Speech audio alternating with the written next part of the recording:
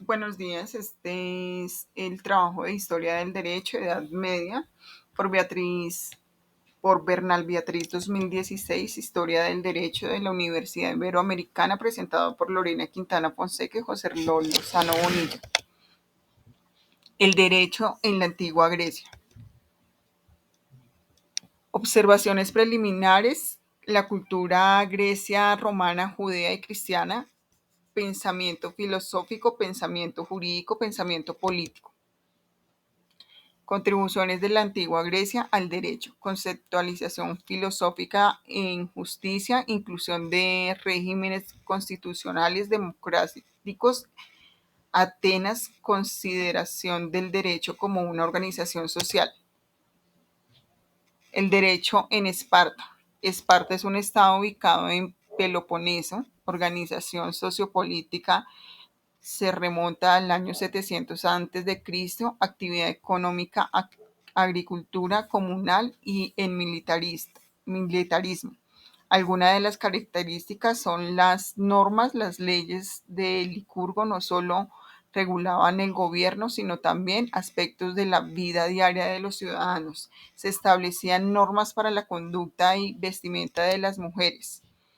Constitución de Gran Retra por el legislador Licurgo, consultó sus leyes con el oráculo de Delfos. Elemento: monarquía dual, dos reyes hereditarios de casas nobles rivales. Jerusia, un consejo de 28 ancianos, incluidos dos reyes. Funciones: asuntos de las asambleas. Apella, asamblea popular de espartanos mayores de 30 años, que se reunían para aprobar o rechazar leyes. Derechos de Atenas. Atenas, cuna de la democracia. Teorías políticas y derecho de Platón y Aristóteles. Platón, varios diálogos. Gloria, crítica de la democracia y de la república. Explora ideas sobre la justicia. Aristóteles clasifica la constitución en monarquía, aristocracia y democracia. Considera la forma corrupta como tiranía.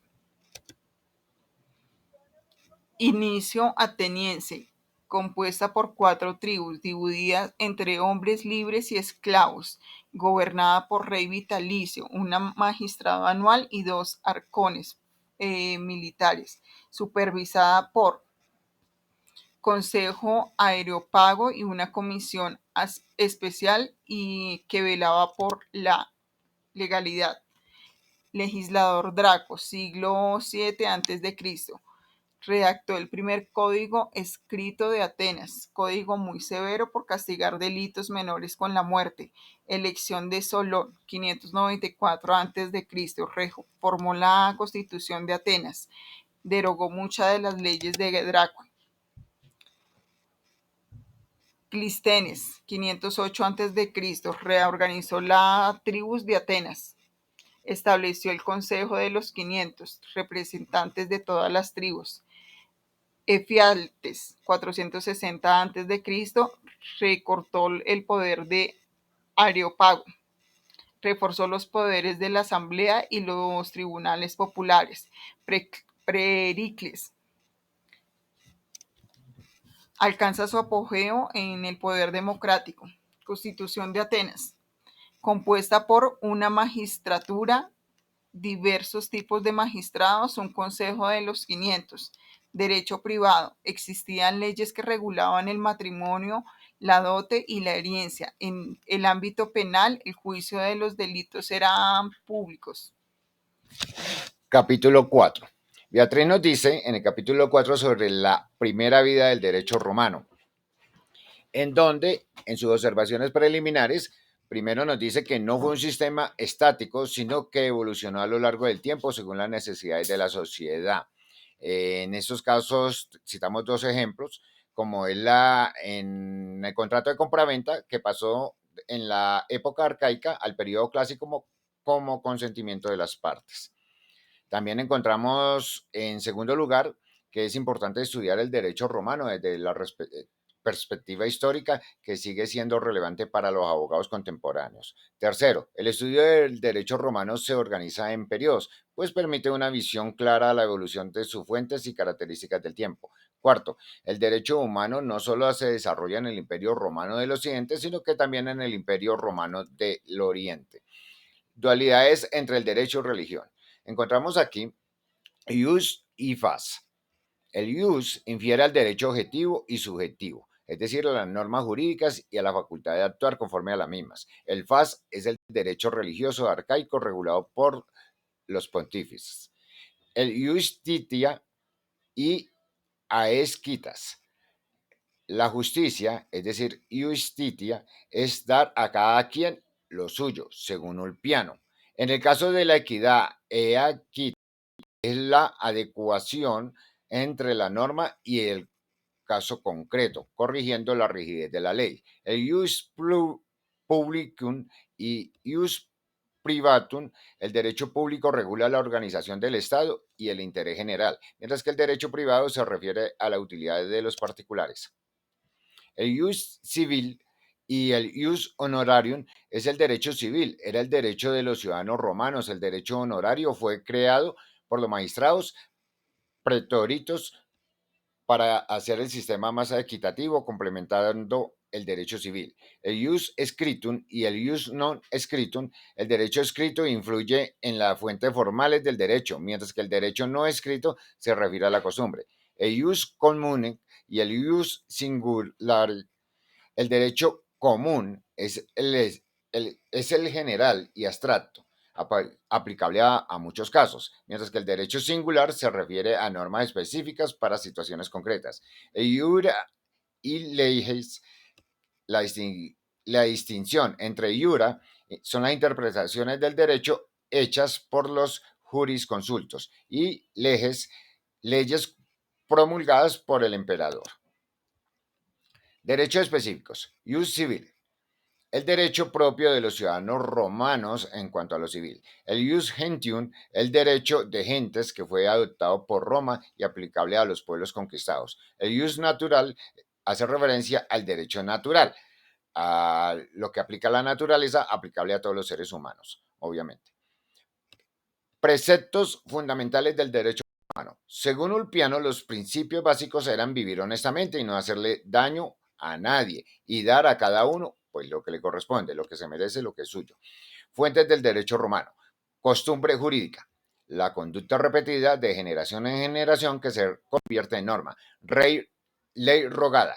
Leyes creadas por la colaboración entre magistrados, comicios y el Senado.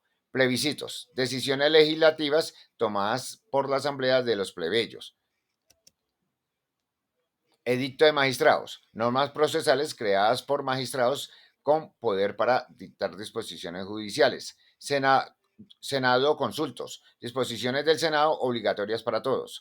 Jurisprudencia, opiniones emitidas por los jurisconsultos que formaban la doctrina legal.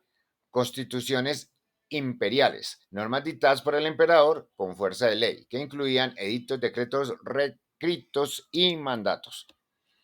Sistemas, la estructura constitucional romana se dividió principalmente en tres sistemas de gobierno, que fue la monarquía, la república y el imperio. La monarquía, en sus primeros años, Roma era una ciudad agrícola de apenas 500 kilómetros cuadrados. La religión era politeísta, creían en dioses o divinidades. Instituciones clave, la familia, domus, se organizaba bajo la autoridad del pater familias, es decir, quien tenía el control. La gens, un grupo de familias con un antepasado en común que conformaban una unidad política dentro del Estado. La clientela, compuesta por individuos libres que se sometían a la autoridad de un ciudadano romano a cambio de protección legal y pues de tierras para cultivar. La estructura social, encontramos los patriarcos, la clase poderosa y rica. Por el otro lado, encontramos los plebeyos, que es la clase baja, despojada de derechos y sin acceso a cargos públicos, caso diferente de los primeros. primeramente mencionados. Lucha en la crisis de los romanos se dio principalmente por la lucha entre los patricios y los plebeyos. También tenemos una crisis agraria, donde los hermanos Graco lucharon por un reparto más justo de la tierra, una crisis de nacionalidad en donde Marco Livio Druso consiguió la concesión de la ciudadanía romana a todos los habitantes de la península itálica, una crisis esclavista. Espartaco, el gladiador Tracio, lideró pues una rebelión del año 73 al 71 a.C., que aunque conmocionó al Estado, no logró la abolición de la esclavitud. Encontramos la magistratura, estaba compuesta por magistrados electivos anuales, el Senado, que adquirió pues gran poder a partir del siglo III a.C., debido a al creciente poder de Roma tras sus conquistas. Encontramos el Senado, que jugaba un papel importante en áreas como el culto religioso, las religiones exteriores y también la administración pública, la supervisión de los militares y entre otros como la organización de los comicios, que se fue modificando a favor de la plebe. El sistema republicano, que se transformó en un gobierno cada vez más autocrático bajo los emperadores. Al principio los comicios seguían teniendo la facultad de elegir los magistrados, pero con el tiempo ya lo hacía el Senado. En el caso del Imperio Absoluto o Diocleciano, pues una profunda reforma constitucional que se presentó y la transformación del Imperio Romano, especialmente ante la crisis de la amenaza de supervivencia. La amenaza de la crisis de supervivencia, pues un peligro militar por las luchas internas en el poder, crisis económica y social debido al declive de la economía esclavista, demoralización de las clases privilegiadas y la influencia de las culturas autoritarias de el auge del cristianismo, la invasión de los bárbaros, la burocratización del Estado. También encontramos, por ejemplo, a Alejandro Severo, que en su imperio entró en el periodo caótico de los 30 tiranos, a Diocleciano, que implementó la tetrarquía, dividiendo el imperio en 4 partes. Este fue dividido en Italia, Oriente, Galias e Iliria, perdón, en donde era gobernado solamente por 2 Augustos y 2 Césares. Esto fue contraproducente a futuro en la historia del derecho como tal. Entonces, hay unos criterios políticos que son las formas de gobierno, ya decíamos la monarquía, la república, el imperio, que estaba dividido por diarquía. Encontramos criterios sociales que se enfocaban a los profundos cambios sociales en Roma, especialmente las luchas de clases, como eran los conflictos entre patricios y plebeyos. También encontramos criterios de territorio o geográficos, que son las transformaciones políticas y jurídicas resultantes de la expansión territorial. Criterios económicos, como son la transición de una economía familiar cerrada hacia un modelo económico mercantil abierto. Especialmente pues tras las guerras púnicas empezó a interactuar económicamente con otras regiones del Mediterráneo. Criterios religiosos, como la marca del proceso, criterios jurídicos, que son los que atienden a las características del derecho en secciones cronológicamente predeterminadas, y encontramos unas características de costumbre como fuente principal, también una influencia del FAS, que es el derecho que se encontraba estrechamente vinculado con el FAS, el conjunto de normas religiosas, instituciones clave. El derecho se desarrolla dentro de las instituciones de la domus, familia, y la gens, grupo de clanes o tribus, que ya lo habíamos expresado anteriormente. Las características de la etapa romana arcaica. Entonces, el nacionalismo, el rigor, la oralidad y formalismo, también la publicidad y seguridad jurídica. Encontramos entre estas las leyes de las 12 tablas, 449 años antes de Cristo, con la transición de lo nacionalista a lo cosmopolita, también el cambio de formalismos y consensualismo, la secularización del derecho. Encontramos unas características en el clásico, como son el consensualismo, el cosmopolitismo, también encontramos el casuismo, la flexibilidad, Encontramos en el posclásico unas características como son el declive de producción jurídica, la reducción de los tratados jurídicos, la confusión de la interpretación del derecho clásico. En el caso del derecho romano clasista, sus características principalmente el corpus iuris civilis, que fue elaborado bajo la dirección de Triboniano, Teófilo y Doroteo, y está compuesto por las instituciones, el código, el digesto, las novelas. Encontramos una evolución en el derecho romano, en el Imperio Oriente,